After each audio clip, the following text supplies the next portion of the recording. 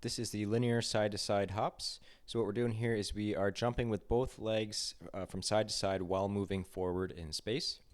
Now, some key points in this drill, these plyometrics, is that here we are offloading, or we are kind of bridging the gap between one-legged plyometrics and two-legged plyometrics, right? So we're kind of graduating from two-legged towards one-legged, where we are kind of creating more force on one side relative to the other when we do these side-to-side hops, because we don't land evenly on our feet, right? So this is a great plyometric for starting to bridge that gap where we start diving more into the one-legged plyometrics, where the forces on the body are so much greater than when we are doing two-legged. All right, so in this exercise, we are jumping side to side, and we are trying to be pretty stiff.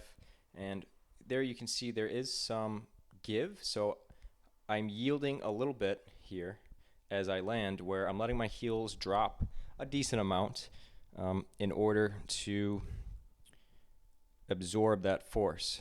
So you can see here, I'm landing in the midfoot. You can think almost like a full foot landing. A lot of times plyometrics, a lot of people will land on their toes and try to be really stiff and bouncy there, which is fine, but it's probably better if we try to land kind of midfoot and get our whole foot involved, and we can still do this while being very strong and bouncy and elastic, like we expect from plyometric.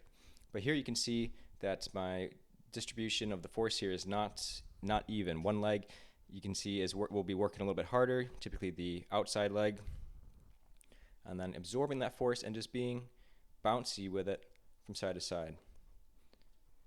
And then here from the side, you see side to side, bouncing, so being quite elastic, but again, still yielding quite a bit, letting those heels drop, and just being fluid with it. So again, this is a great plyometric for bridging the gap from one-legged to two-legged plyometrics. And then again, you can just increase the difficulty by reducing the ground contact time and being a little bit stiffer in the landing and jump as we go along. So give this a try before workouts. Typically, we want to be fresh when we're doing plyometrics. Try to avoid fatigued states while doing this. Give it a shot.